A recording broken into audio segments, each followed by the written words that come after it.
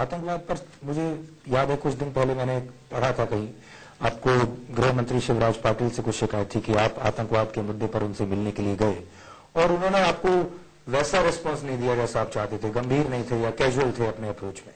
ये सवाल रवैये का है, नीतियों का है।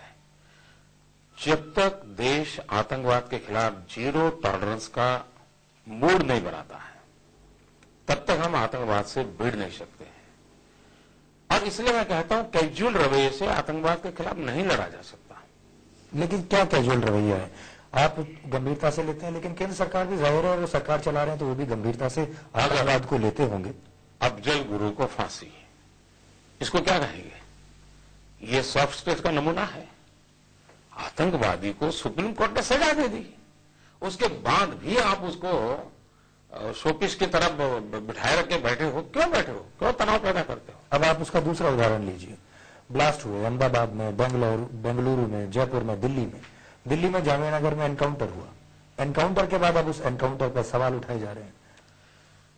इस देश में जैसे ही आतंकवादी पकड़ा जाता है, तुरंत एक ग्रुप उनकी मदद में आता है और सबसे पहले आतंकवादियों के परिवारजनों के टीवी इंटरव्यू दिखाए जाते हैं।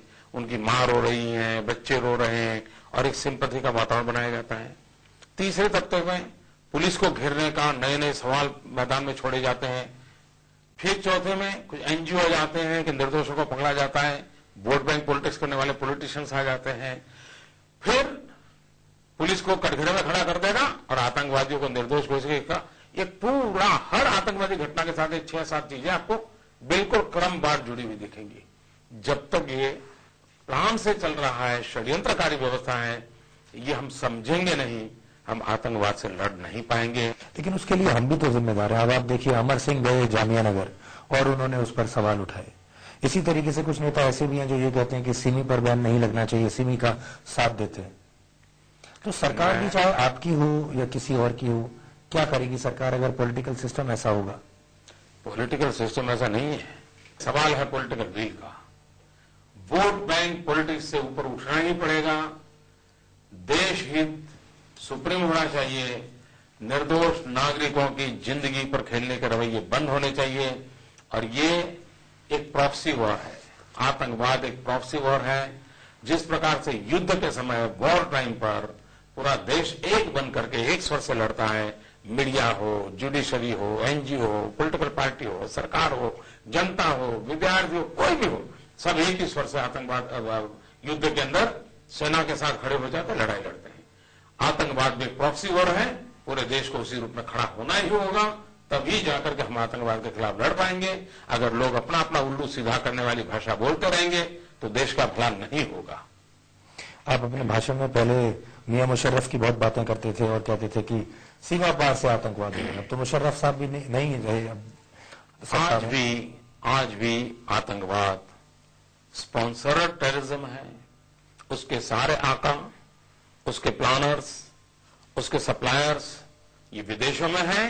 देश का दुर्भाग्य है कि हमारे देश में वोट बैंक पॉलिटिक्स के कारण नए बच्चे तैयार हो रहे हैं। और अगर कठोर कानून बनाएंगे तो अच्छे बच्चे आतंकवाद की ओर जाने से बच जाएंगे, उनको हम रोक पाएंगे। और इसलिए कठोर से कठोर कानून की आवश्यकता है। महाराष्ट्र में जो कानून है वही कानून मुझे गुजरात में करना है। महाराष्ट्र में घटना घटती है, आतंकवादियों के लिए कानून है। 50 मील दूरी पर मेरे यहां घटना घटती है। मैं कानून के लिए 4 साल से दिल्ली सरकार को हाथ जोड़ के प्रार्थना कर रहा हूं। और गुजरात की जनता की चुनी हुई असेंबली ने पारित किए हुए कानून के साथ इस प्रकार का कांग्रेस का रवैया अगले चुनावों में कांग्रेस का बड़ा पक्का हिसाब मांगेगी गुजरात की जनता। मान लीजिए आज आप गृह मंत्री होते, आपके पास कोई है एंटी टेरर प्लान पूरे देश के लिए?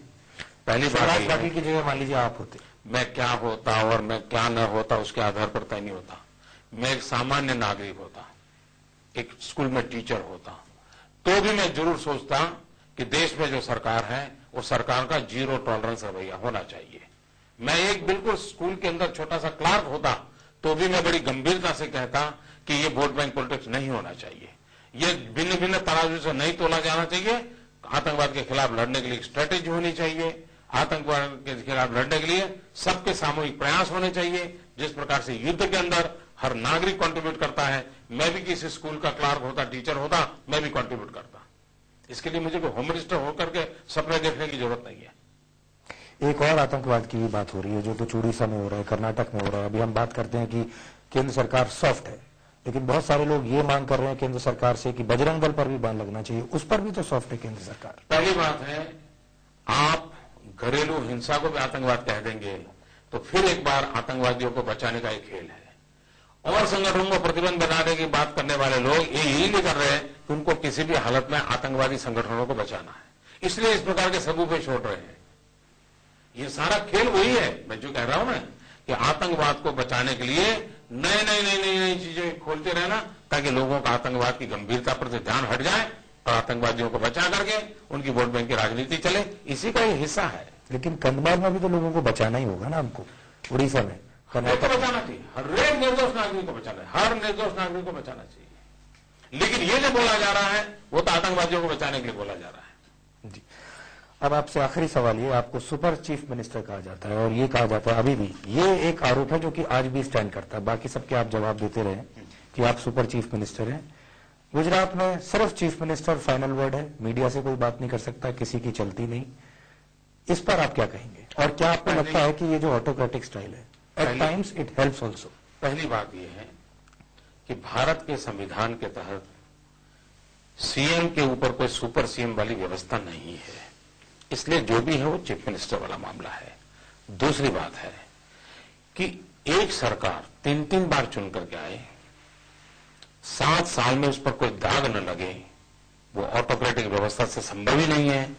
फुल फ्लेज डेमोक्रेसी होगी, सारे मिनिस्टर परफॉर्म करते होंगे, सारी ब्यूरोक्रेसी अपना काम करने के लिए नीतियों के आधार पर स्वतंत्र होगी, तभी सफलता मिलती है। पिछली बार आपसे मुलाकात हुई थी तो चुनाव से पहले मुलाकात हुई थी, आज मुलाकात हो रही है, किस संदर्भ में हो रही है? अगली मुलाकात गांधीनगर में होगी या दिल्ली में होगी? आप अहमदाबाद चाहे तो अहमदाबाद करेंगे, आप नैनो जहां बन रहा है उस आनंद में चाहे तो उस आनंद में करेंगे।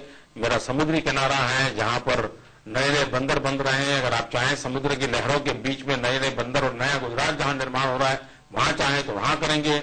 मेरे टूरिज्म के क्षेत्र बहुत विकसित हो रहे हैं, अगर आपका मन कर जाए तो टूरिज्म के किसी स्पॉट पर हम कर सकते हैं। आपका मन कर जाए, गुजरात एक डेवलपमेंट का नया मॉडल लेकर के आया है, रर्बन, अर्बन नहीं, रूरल नहीं, रर्बन कंसेप्ट। आपका मन कर जाए तो मैं किसी एक नए डेवलप किए गए रर्बन इलाके में ले जाऊंगा, और आपका मन कर जाए तो पाकिस्तान की सीमा पर मेरा रेगिस्तान है, उस रेगिस्तान को भी मैं कैसे शानदार बना रहा हूं, उसको भी जगह है। मेरे गुजरात में ढेर सारी जगह हैं, आपको मेरा निमंत्रण है, आइए विकास की उस यात्रा में आप भी भागीदार बने। मेरे ख्याल से मुझे आपको मुख्यमंत्री के साथ साथ मार्केटिंग हेड गुजरात की भी पदवी देनी चाहिए।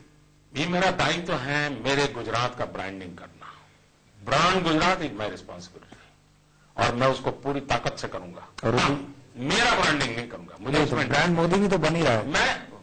मेरा एक ही काम है, ब्रांड गुजरात। चारों, जैसे मेड इन जापान है ना, मैं वो दिन देखना चाहता हूँ, made in Gujarat. Made in Gujarat and made by Modi. जरूरी नहीं है मोदी इस दुनिया में साहब लाखों लोग आके चले गए, कौन पूछता है, मोदी भी चला जाएगा। गुजरात अजरा अमर है, मैं गुजरात की शान के लिए जीने वाला इंसान हूं, मोदी रहे या न रहे क्या जरूरत है। नरेंद्र भाई, बहुत बहुत